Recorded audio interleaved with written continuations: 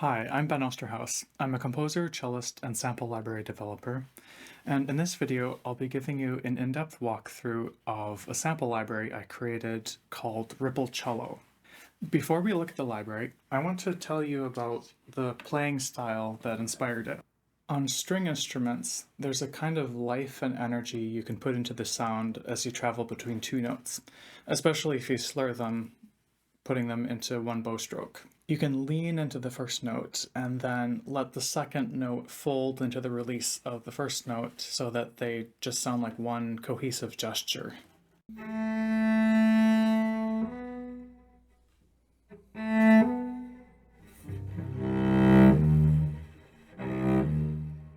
If you just recorded loud things and soft things, and then maybe stitch them together somehow in Kontakt, it wouldn't have the same kind of nuance. So let's say we pick a tempo, 110 BPM, and play in this style, swelling over a couple of measures.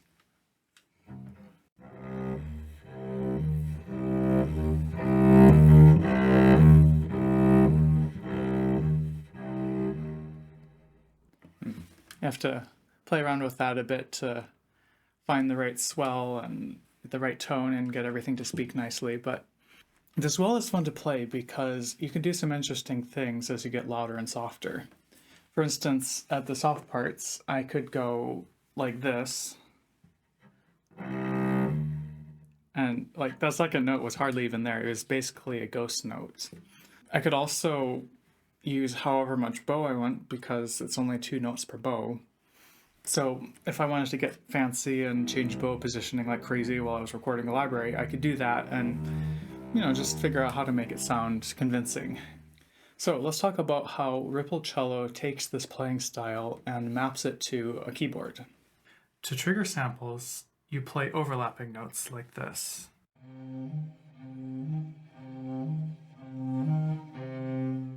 This is an individually recorded sample of a minor third going upwards. Right now I have directions set to as played, so if I'd gone like this,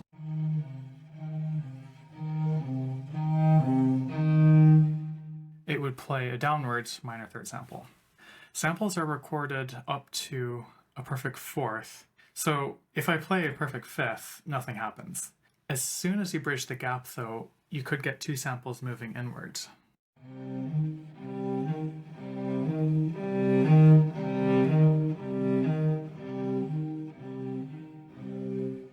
And the opposite if you started in the center and went outward.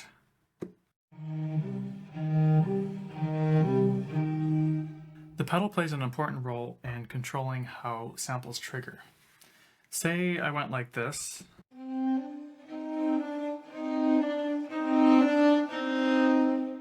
I wouldn't have been able to do that if I couldn't let go of notes in between. There's also a notable difference between going like this, say,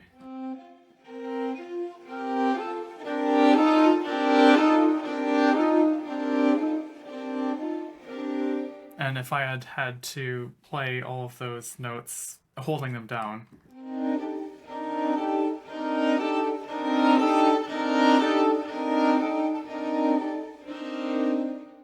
Besides that, the pedal is useful for just connecting things more, the same way it's useful on a regular piano.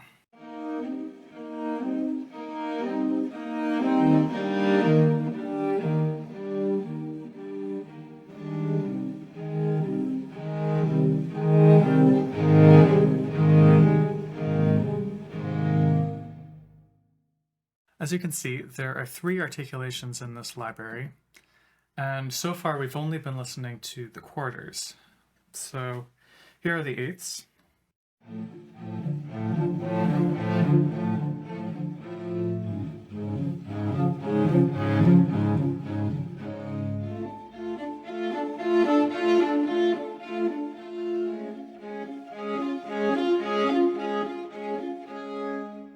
And here are the 16ths.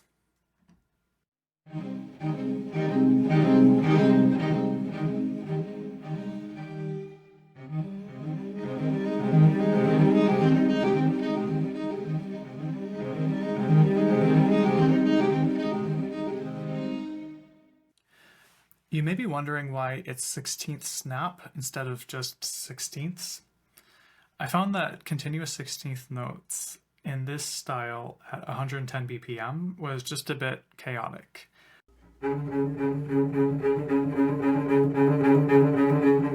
I wasn't able to add the nuance and shaping that I wanted.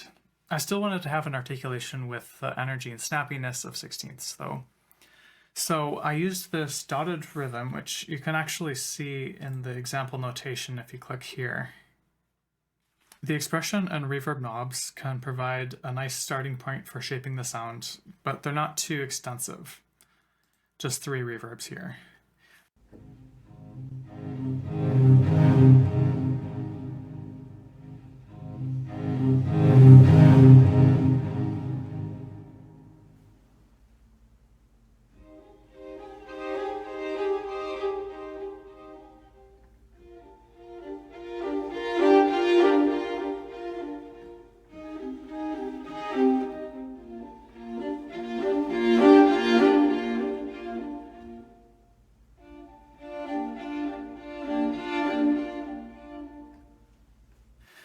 It's great fun to play big chords into ripple cello and see what comes out of it, but when it comes to actually using it, there are some ways of programming the MIDI that can make a big difference. To make sure you get the most out of the library, I've built in a Midi clip browser. Because the interface doesn't include many knobs, everything can be set using key switches.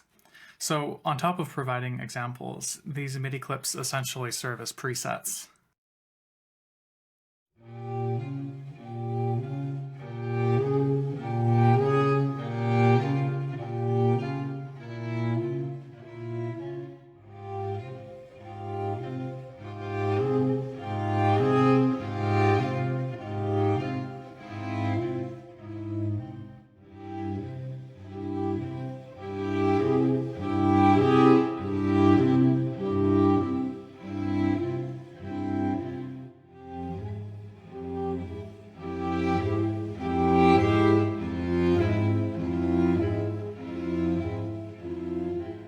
Next, I'm going to go over each of the options.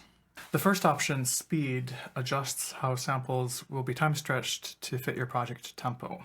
Let's listen to this set of chords at the recorded tempo.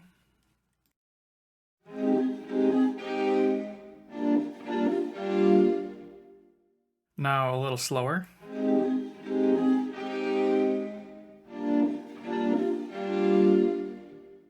And now even slower.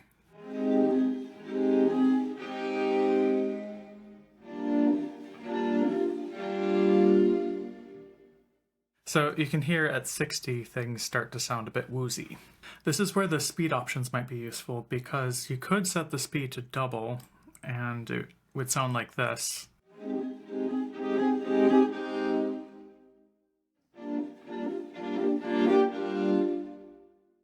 Vice versa if your project uses a very quick BPM.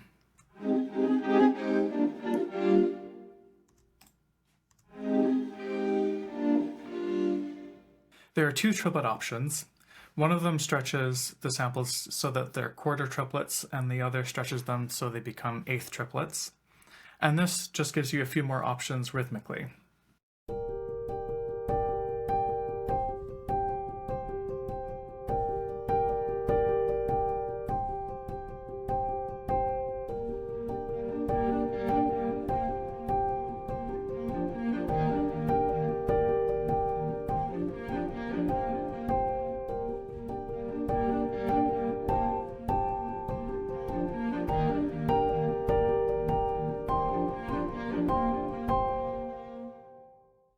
The 3 direction modes control how upward and downward moving samples get triggered. With direction set to as played, the direction of ripples is determined by the order you play notes in. It will try to play a ripple going from the last note you played to the most recent one. If the recent note is out of range of the last note, like it's greater than a perfect fourth, and you happen to still be holding another note which is in range of the current note, it'll use that note to make the ripple. So if I play a note up here, and a note down here, and then another one that's way far away from this recent note, but still happens to be pretty close to this one, I had to really think this through with the scripting, but you shouldn't have to be this analytical when you're playing the library. That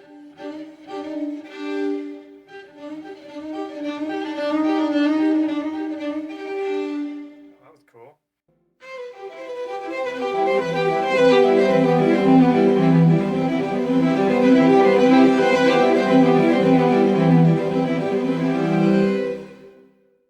The down and up options give more control, and they don't have as much clever logic compared to the as played option. No matter what order you play notes in, ripples will always go either up or down. The sync options are kind of like input quantization and also kind of like legato. It's a bit of a mix. When you hear and see them in action, it might not be apparent what they do, so I'm going to use Reaper to show what happens inside of Contact. Let's take this sample. This is an A going to B. And this would be triggered if I had gone like this. Now, let's say that A to B is playing, and I play another note at some point, C sharp to D. Now, C sharp to D would be triggered. We'll name it as well, C sharp to D, and it would start right like so. So it'd be out of sync.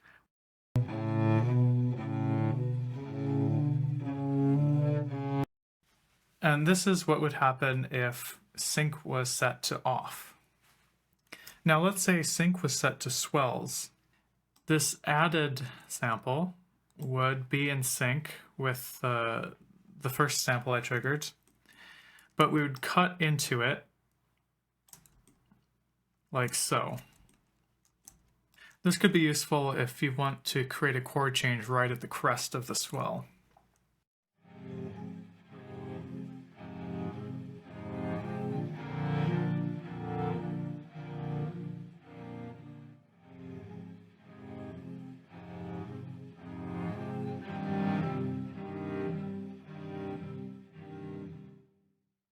Next, I'm going to show you the sync options for ripple and pitch.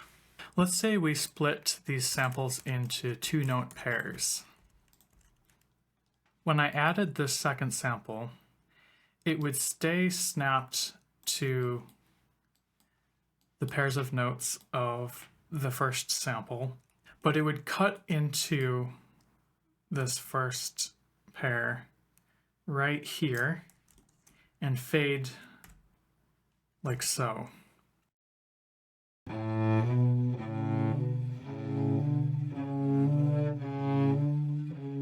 It's nice to have those parallel thirds being in time with each other, but as you can see, the swells now get out of sync, and this can lead to some nice evolving textures. Here's an example of that using the black keys.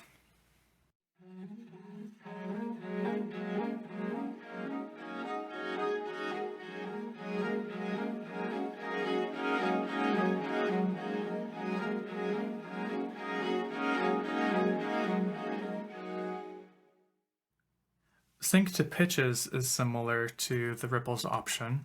The difference is that instead of cutting it into these 2-note pairs, I'm going to cut it at every pitch change.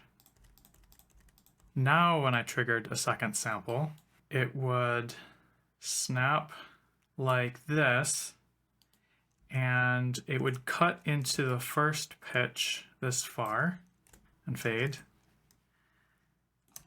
resulting in this.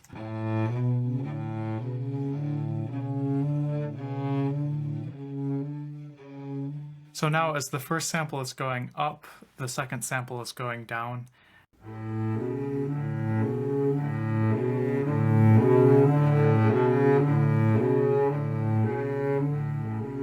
With vel to start enabled, velocity no longer controls volume. Instead, it controls where samples start playing from.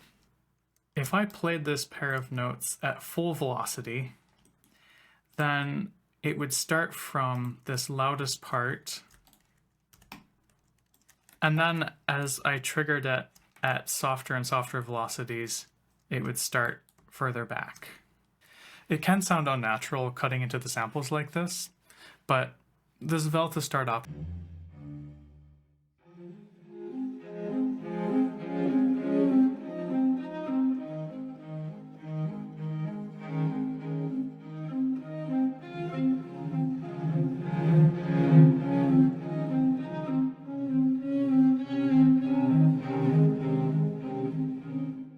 When developing sample libraries, I haven't done much with release samples until now with Ripple Cello.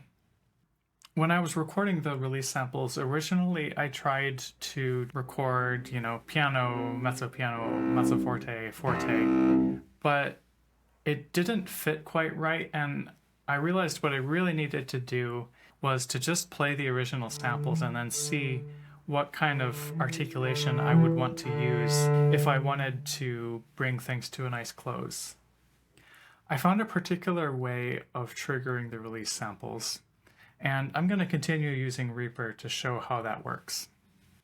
Once you turn on release samples, there are 4 options, or you can choose the auto option, which will select a release sample depending on where in the swell you let go. So let's say I played a note and then I stopped it here. The sample would continue playing until here with no fade out, just a small one maybe. And then I've made the script probably choose the second release sample if we're in auto mode. And you can hear they fit together pretty seamlessly. Most of the time you'll want to use the auto option. If you want things to end gently no matter what, it's nice to be able to just set it to release sample number 1 or 2. When release samples are turned off, fade out depends on where in the sample you let go.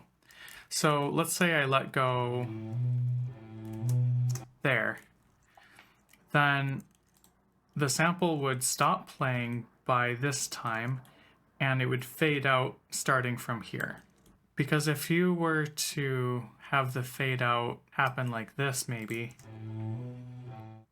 then that next note gets faded out right as it's starting, and it sounds a bit unnatural. On either side of the playable range, there are red key switches which manually trigger release samples.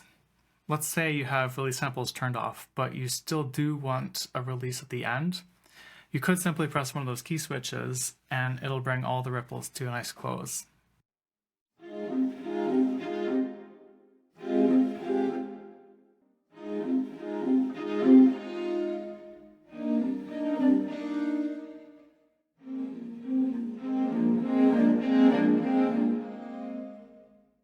Note that the key switches trigger different release samples depending on how hard you play them.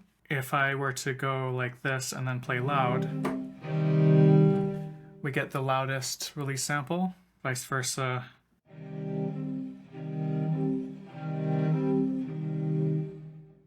You may have noticed this clock here.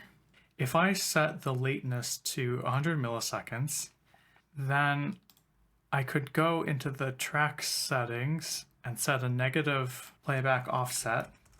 All DAWs have a feature like this. Take a look at the output if I record this to another track. The sound actually starts before the click. It's this little bit of noise as the bow is warming up the string. I didn't want to chop that off, but if I left it in, then everything would be late. So you have the option to leave that noise in, and then you can just set a negative track delay. Here's what it sounds like without. It's right on time. And it doesn't sound too clipped, but it could sound just a little bit better if it had that little bit of noise. Well, that covers everything about how Ripple Cello works. Like many other Osterhaus sounds libraries, these aren't your standard string articulations. They're a specific playing style which is mapped to the keyboard in a way that's unique and also intuitive. The hope is that this particular style of playing inspires you to explore different ways of using strings in your music, either as you're using sample libraries or working with players. Thanks for watching.